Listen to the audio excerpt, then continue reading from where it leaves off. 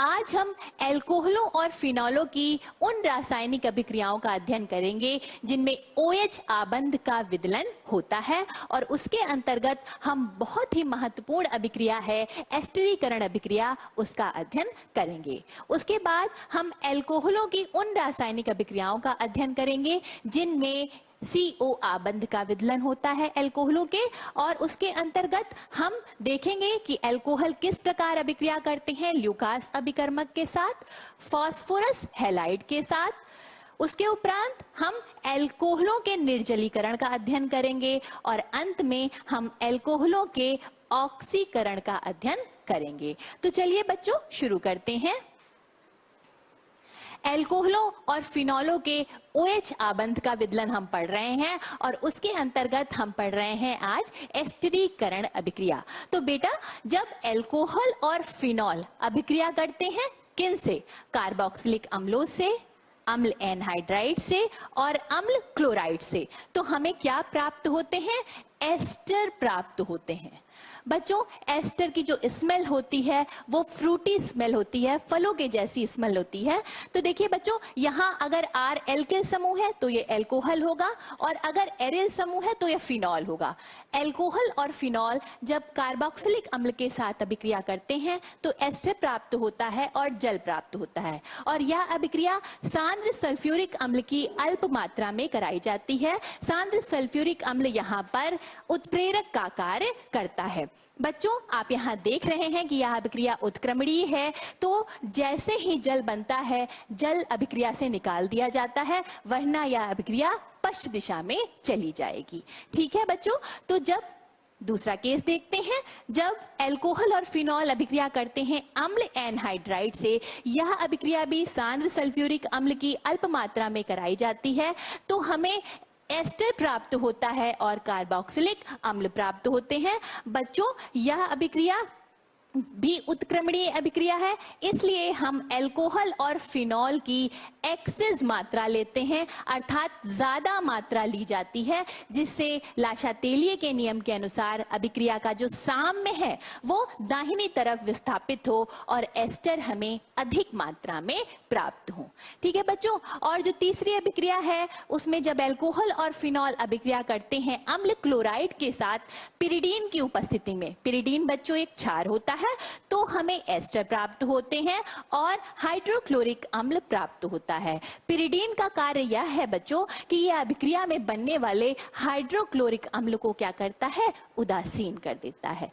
तो अगर इन अभिक्रियाओं को जनरलाइज करें बच्चों, तो देखिए क्या होता है, RCO और Z बच्चों, और जब इनसे एल्कोहल या फिनॉल अभिक्रिया करते हैं तो देखिए Z यहां पर बेटा Cl क्लोराइड समूह भी हो सकता है, OH समूह होगा तो ये कार्बोक्सिलिक अम्ल हो जाएंगे, Cl समूह होगा तो ये अम्ल क्लोराइड हो जाएंगे, और अगर Z हमारा OCO CH3 या CH3 ना ले, जनरलाइज रिएक्शन लिखनी है, हम R ले लें, एल्किल समूह ले लें, तो अम्ल एनहाइड्राइड हो जाएंगे।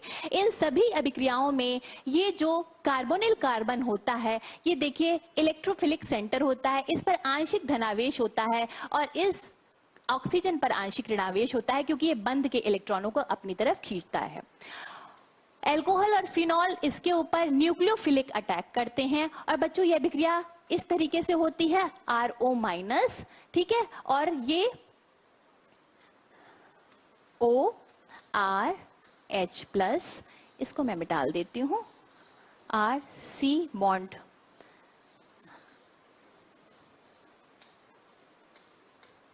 AR, ये अटैक हो रहा है, और देखिए बेटो ये O-, ZO R एल्कोहल का रिएक्शन हम ले रहे हैं H+, तो देखिए ये जब बंध वापस आएगा तो ये Z समूह जो होता है वो निकल जाता है और हमें क्या प्राप्त होगा?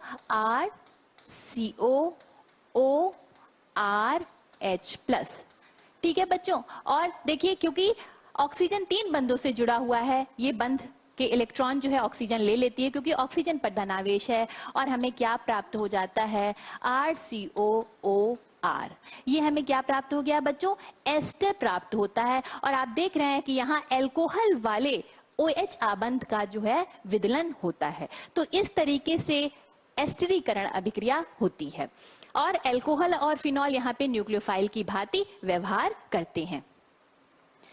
बच्चों, एल्कोहल और फिनॉल के OH आबंध का विदलन होता है। वैज्ञानिकों ने उसे एक प्रयोग के द्वारा भी प्रमाणित किया और उन्होंने एल्कोहल में उपस्थित ऑक्सीजन की आइसोटोपिक लेवलिंग कर दी। बच्चों, ऑक्सीजन के 3 स्थायी जो समस्थानिक पाए जाते हैं, ऑक्सीजन 16, ऑक्सीजन 17 और ऑक्सीजन 18। इसमें ऑक्सीजन 16 का जो अबंडेंस होता है, अर्थात प्रकृति में पाए जाने वाली मात्रा, वो सबसे ज्यादा होती है। ऑक्सीजन 17 और 18 अत्यंत कम मात्रा में पाए जाते हैं।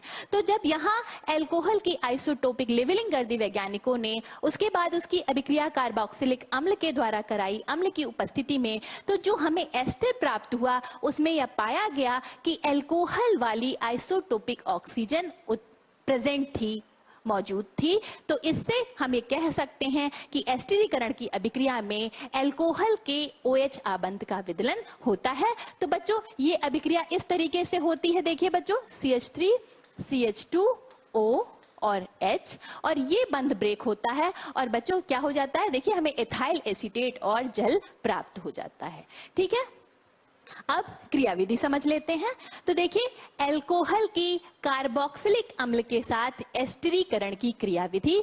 तो बच्चों क्या होता है, सर्वप्रथम अम्ल की उपस्थिति में कार्बोक्सिलिक अम्ल का ये जो ऑक्सीजन परमाणु है, इसका प्रोटोनेशन हो जाता है। ये इस लोन पेयर के द्वारा इस हाइड्रोजन के साथ बंध बना लेता है। ऑक्सीजन पर एक लोन पेयर बचता है और धनावेश आ जाता है। अतः ये बंध के इलेक्ट्रॉनों को अपनी तरफ खींचता है, जिस पर क्या होता है, जब ये खींचता है बंध के इलेक्ट्रॉनों को, तो इस कार्बन पर धनावेश आता है। ठीक है, ये बंध टूट जाता है बेटा।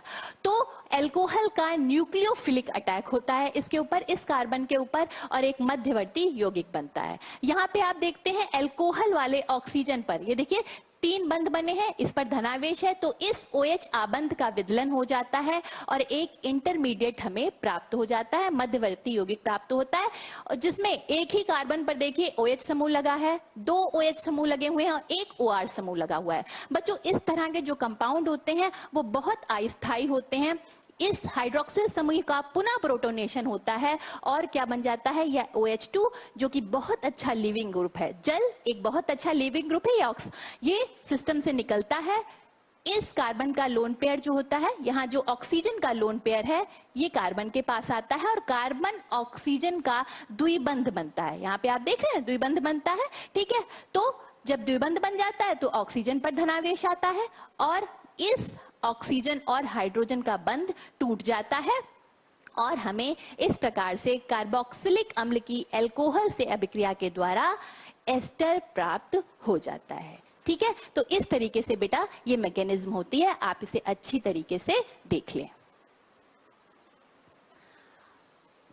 आगे बढ़ते हैं और देखते हैं एल्कोहल की अम्ल क्लोराइड के साथ एस्टरीकरण की अभिक्रिया की क्रियाविधि क्या होती है।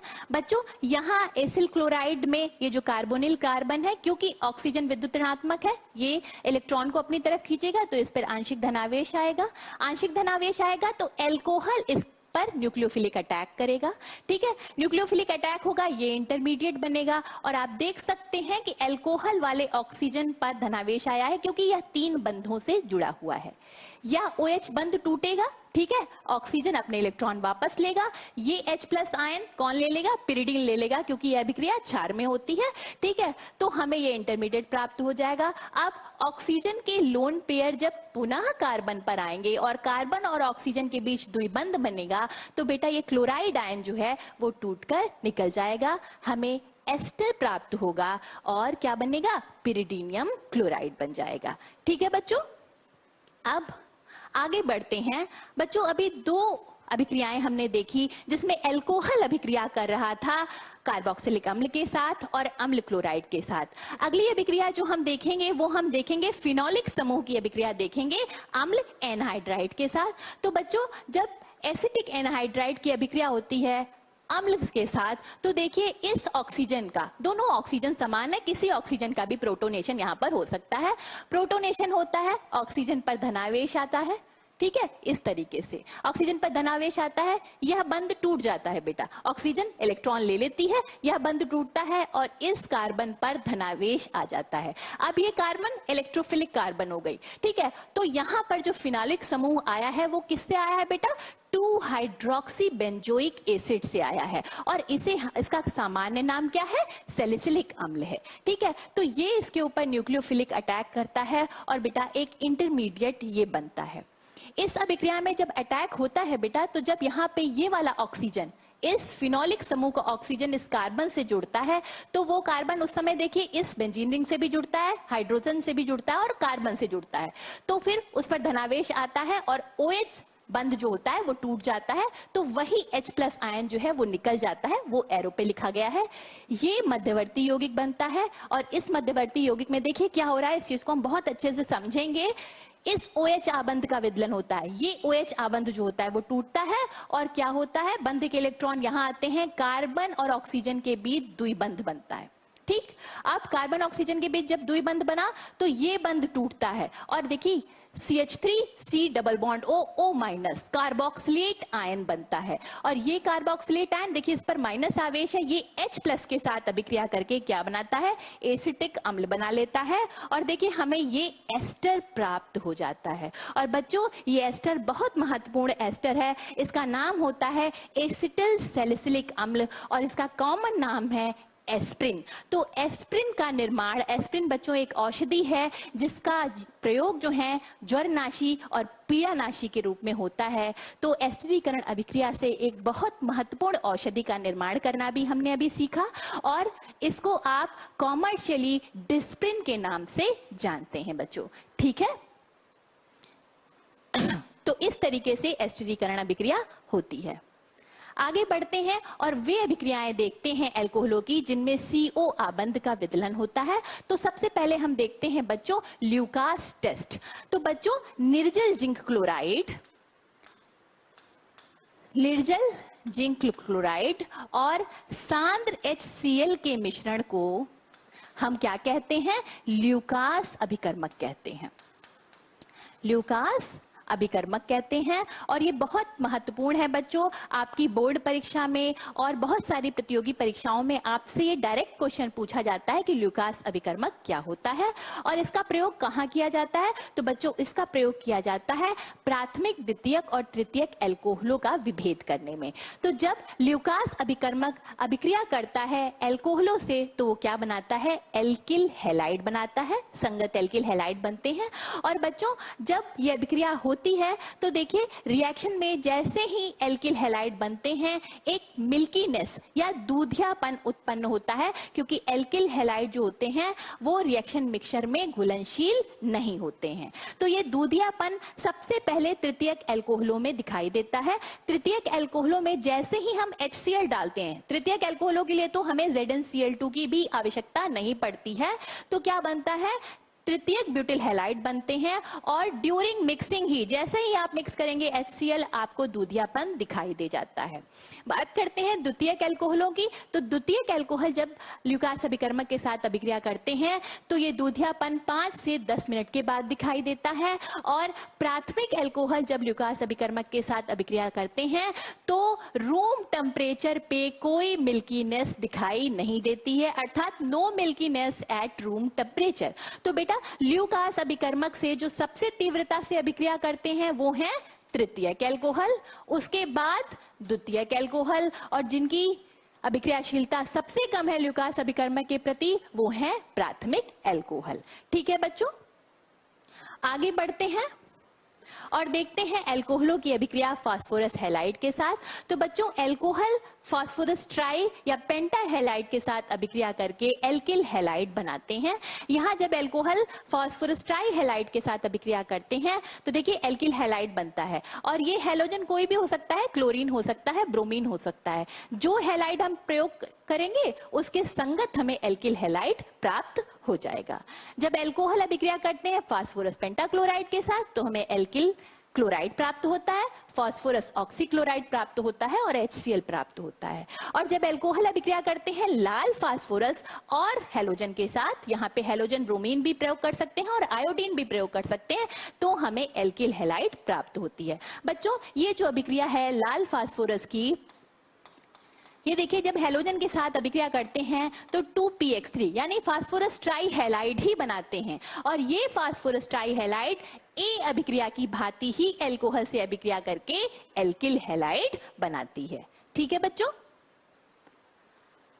आगे बढ़ते हैं और देखते हैं एल्कोहलों का निर्जलीकरण। तो बच्चों, जब एल्कोहल अभिक्रिया करते हैं प्रोटिक अम्लों के साथ H2SO4 और H3PO4 यानी सल्फ्यूरिक अम्ल और आर्थोफास्फोरिक अम्लों के साथ जब एल्कोहलों को गर्म किया जाता है तो जल के अणु का निष्कासन हो जाता है और हमें एल्कीन प्राप्त होती है। बच्चों, आपको ध्यान होगा जब हमने एल्कोहलों को बनाया था तो एल्कीन के जलयोजन से बनाया था। तो देखिए वही रिएक्शन यहाँ पे रिवर्स हो रही है कि आप एल्कोहल को जब गर्म कर रहे हैं तो जल का अणु निकल रहा है और हमें एल्कीन प्राप्त होती है। यहाँ जब तृतीयक ब्यूटिल एल्कोहल को 20% आर्थोफास्फोरिक अम्ल के साथ 358 केल्विन पर गर्म करते हैं तो देखिए जल का अणु निकल जाता है, हमें एल्कीन प्राप्त होती है।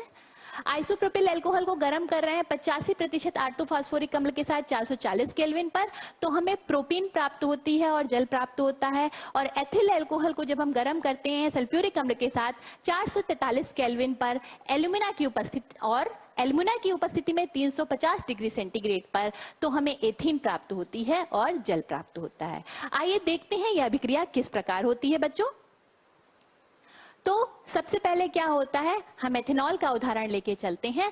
एथेनॉल का प्रोटोनेशन हो जाता है। ठीक है, प्रोटोनेशन में क्या होता है बच्चों, ये अटैक होता है, इलेक्ट्रोफिलिक अटैक होता है H+ का, और ये जो हाइड्रोजन है H+ आयन है ये क्या करता है, ऑक्सीजन से जुड़ जाता है, लोन पेयर बॉन्ड बनाने में चला जाता है, ऑक्सीजन के ऊपर धनात्मक आवेश आता है। ठीक है बच्चों, जब ऑक्सीजन के ऊपर धनात्मक आवेश आ जाता है तो ऑक्सीजन एक विद्युतात्मक तत्व है, ये बिल्कुल नहीं चाहता, ये बंध के इलेक्ट्रॉनों को अपनी तरफ खींचता है। देखिए यही हो रहा है दूसरे स्टेप में।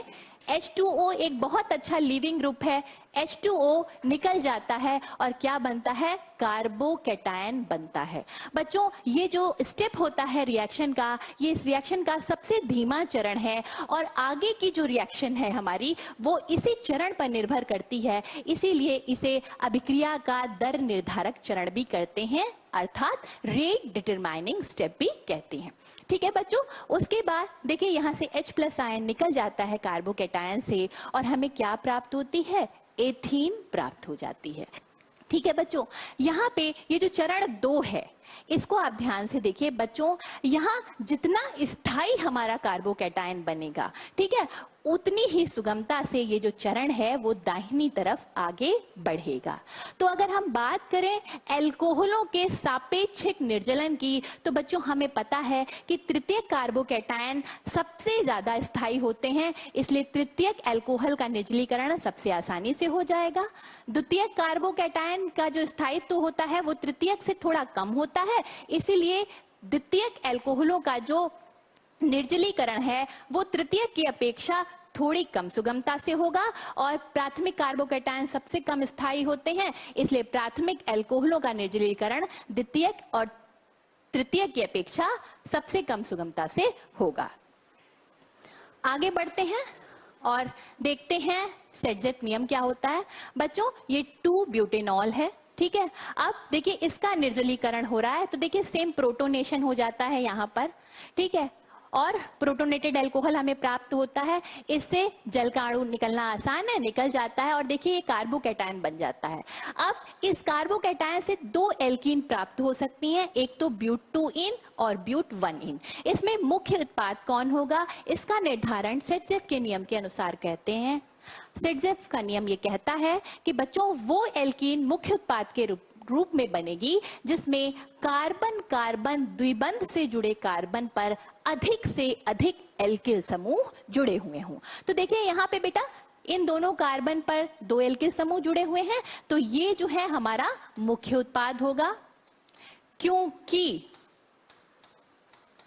ब्यूट-1-इन में देखिए सिर्फ इस कार्बन पर 1 एल्किल समूह जुड़ा हुआ है और इस पर तो जुड़े ही नहीं है, तो ये हमारा क्या होगा, अल्प उत्पाद होगा। ठीक, ये अल्प उत्पाद होगा, कम मात्रा में बनेगा, ये अधिक मात्रा में बनेगा, मोर सब्स्टिट्यूटेड एल्कीन बनेगी बच्चों। आगे बढ़ते हैं और पढ़ते हैं एल्कोहलों का ऑक्सीकरण। बच्चों जब एल्कोहलों का ऑक्सीकरण होता है तो देखिए ये CH आबंध टूटता है और ये OH आबंध टूटता है और C डबल बॉन्ड O बनता है। बच्चों आपको मैं ये बता दूं, ऑक्सीकरण का मतलब ये होता है या तो हम किसी यौगिक में ऑक्सीजन परमाणुओं की संख्या बढ़ा दें या हाइड्रोजन परमाणुओं की संख्या कम कर दें। तो यहाँ वही हो रहा है, डिहाइड्रोजिनेशन हो रहा है, हम हाइड्रोजन परमाणुओं की संख्याओं को कम कर रहे हैं। ठीक है, तो प्राथमिक एल्कोहल ऑक्सीकृत होके एल्डिहाइड बनाते हैं, एल्डिहाइड पुनः ऑक्सीकृत होके हमें क्या देते हैं, कार्बोक्सिलिक अम्ल देते हैं। द्वितीयक एल्कोहल ऑक्सीकृत होके कीटोन बनाते हैं। कीटोनों का ऑक्सीकरण नॉर्मल टेम्परेचर और प्रेशर पर नहीं होता है, ठीक। और तृतीयक एल्कोहलों का ऑक्सीकरण सामान्य अवस्था में नहीं होता है, ठीक है बच्चों। आगे बढ़ते हैं और देखते हैं जब हम कोई प्रबल ऑक्सीकारक ले लेते हैं, KMnO4 है या पोटेशियम डाइक्रोमेट है, तो प्राथमिक एल्कोहल सीधे सीधे कार्बोक्सिलिक अम्लों में ऑक्सीकृत हो जाते हैं और द्वितीयक एल्कोहल जो हैं वो कीटोन में ऑक्सीकृत होते हैं बच्चों।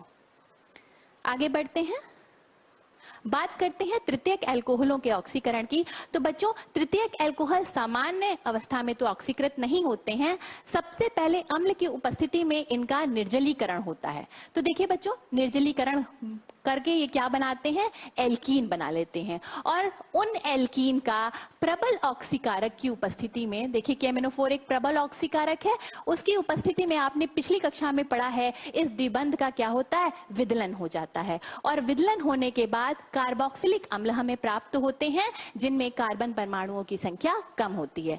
बच्चों देखिए यहाँ पे आपकी आसानी के लिए हम यहाँ पे कार्बन परमाणु की संख्या लिख लेते हैं, CH3 और CH3। यहाँ पे देखिए डबल बॉन्ड का विदलन होगा, इस कार्बन को भी 2 बंधों का नुकसान, इसको भी 2 बंधों का नुकसान, तो यहाँ भी डबल बॉन्ड ऑक्सीजन लगा देते हैं और यहाँ भी डबल बॉन्ड ऑक्सीजन लगा देते हैं। इधर हमारा क्या बन गया, एस्टेल्डिहाइड CH3CHO। एस्टेल्डिहाइड प्रबल ऑक्सीकारक की उपस्थिति में किस में बदल जाएगा, एसिटिक अम्ल में बदल जाएगा और ये हमें इधर क्या प्राप्त हो गया है बेटा, कीटोन प्राप्त हो गया है, ठीक है। तो इस तरीके से तृतीयक एल्कोहलों का ऑक्सीकरण होता है बच्चों। आगे बढ़ते हैं बच्चों, हमने आप अभी देखा कि प्राथमिक एल्कोहल ऑक्सीकृत होकर एल्डिहाइड बनाते हैं और एल्डिहाइड पुनः ऑक्सीकृत होकर के कार्बोक्सिलिक अम्ल बना लेते हैं। लेकिन अगर हमें प्राथमिक एल्कोहलों से एल्डिहाइड चाहिए तो कैसे ये बनाएंगे, उसके लिए एक अभिकर्मक है पिरिडीनियम क्लोरोक्रोमेट। ये श्रेष्ठ अभिकर्मक है और इसके द्वारा हम एल्डिहाइड की अच्छी लब्धि यानी अच्छी यील्ड प्राप्त कर सकते हैं। तो देखिए जब पिरिडीन में मिलाते हैं हम HCl और क्रोमियम ट्राइऑक्साइड तो हमें क्या प्राप्त होता है, पिरिडीनियम क्लोरोक्रोमेट प्राप्त होता है और इसे हम PCC भी कहते हैं बच्चों।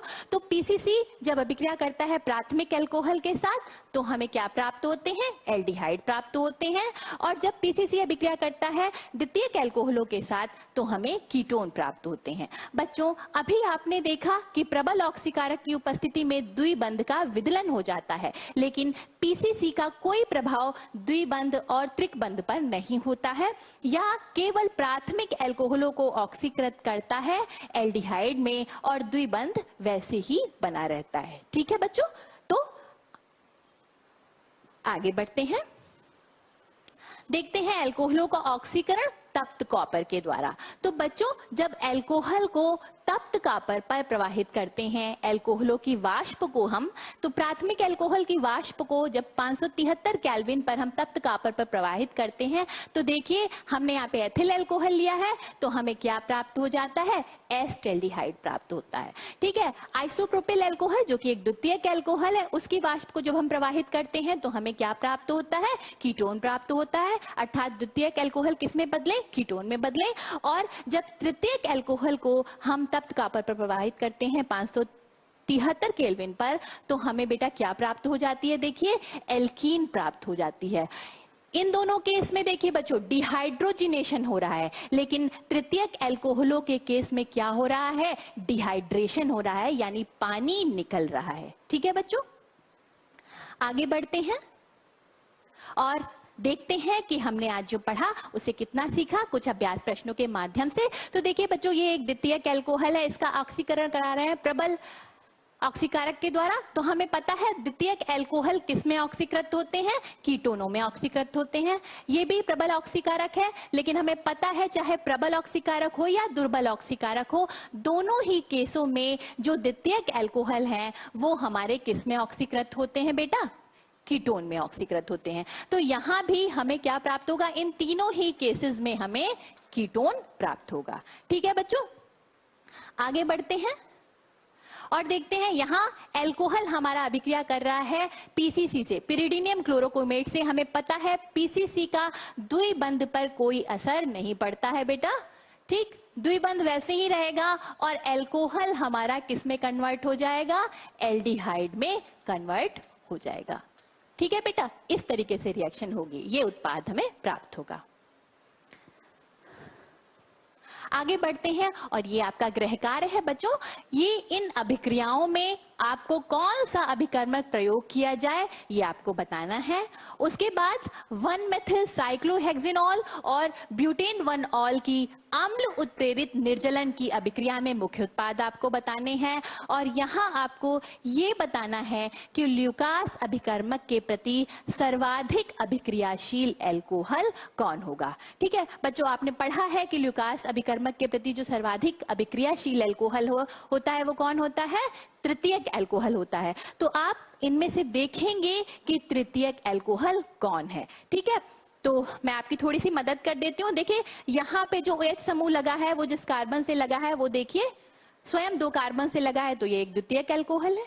यहाँ पे देखिए OH समूह जिस कार्बन से लगा है वो स्वयं 1 कार्बन से लगा है, तो ये प्राइमरी एल्कोहल है, ये द्वितीयक एल्कोहल है। और यहाँ पे देखिए ये वाला कौन सा एल्कोहल है, तृतीयक एल्कोहल है। तो हमें पता है ल्यूकास अभिकर्मक से तृतीयक एल्कोहल जो है वो सबसे तीव्रता से अभिक्रिया करते हैं। तो ये आपका गृह कार्य है, आप इसे करेंगे बच्चों।